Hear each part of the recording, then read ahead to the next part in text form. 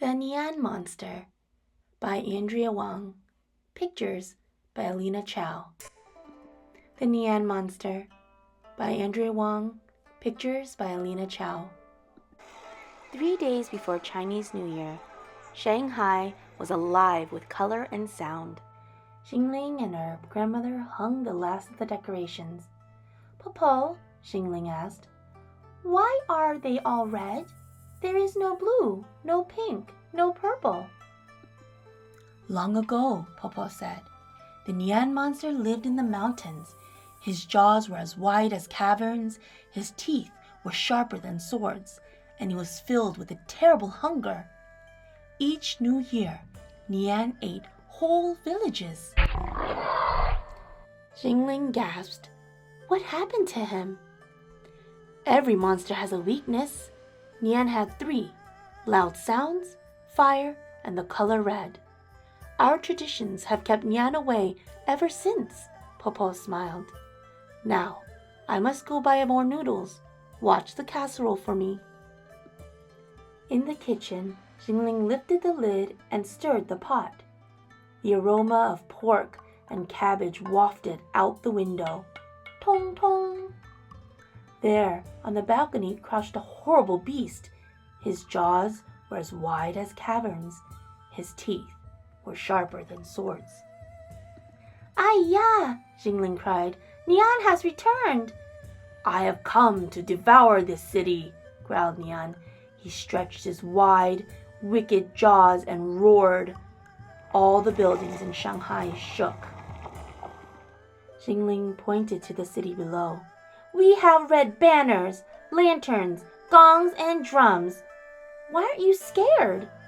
"Hey!" the monster spat. "That was thousands of years ago.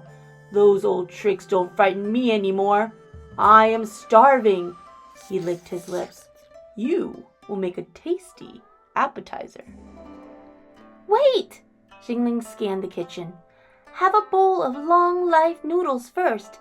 If you live longer, you can conquer more cities." Nian stroked one pointy horn. "You are wise, little one. Noodles first, then you, then the city." "Good. Wait for me in the park." Nian leaped down to People's Square and paced around the fountain.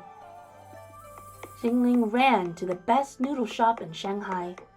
She asked the head chef to prepare a special dish just for Nian. All day, the chefs mixed and kneaded and pulled. Finally, they pushed a giant bowl in front of Nian. Nian slurped and slurped and slurped. "My stomach is too stuffed to eat more," he groaned. The chefs had made only one noodle, just one, the longest noodle in China. Nian belched. "I will devour the city tomorrow." The next day, Nian glared down from the Jinmao Tower and stretched his wide, wicked jaws. "Wait!" Xingling yelled. "Eat fish first, so you will have good fortune all year long." Nian flicked his forked tail.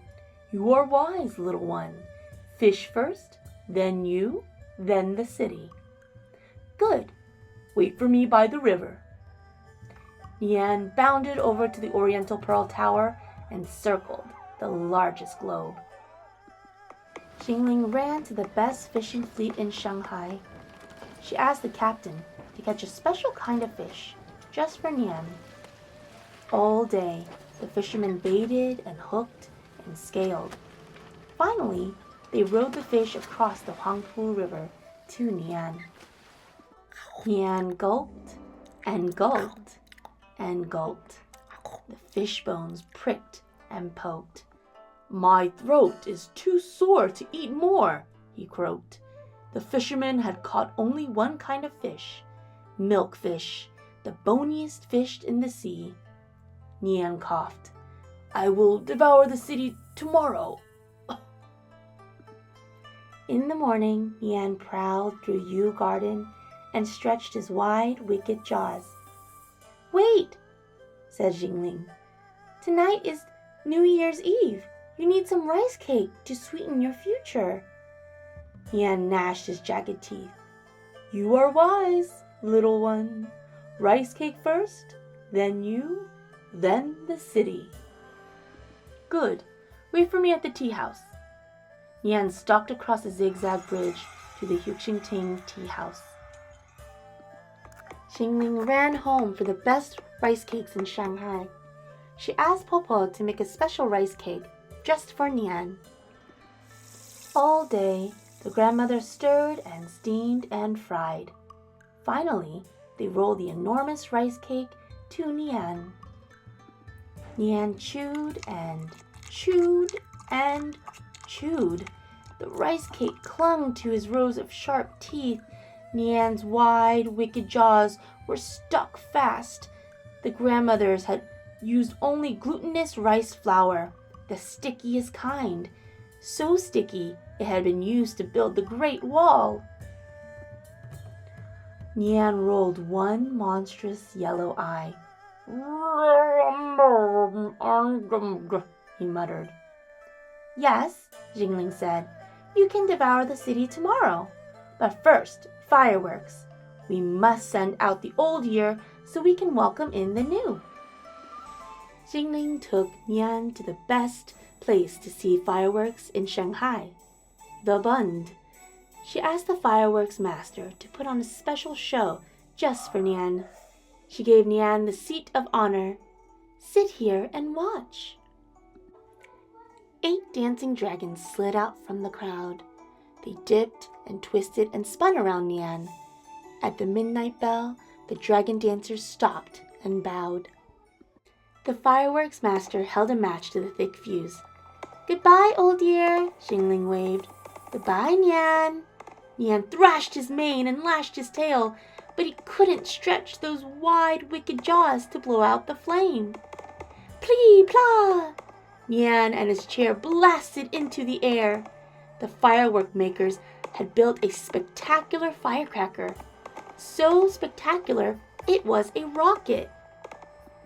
Nian's claws tore a hole in the fabric of the sky. Just before he shot through, Nian shouted, I'll be back next year. Good, Xingling said. You haven't tried my dumplings yet.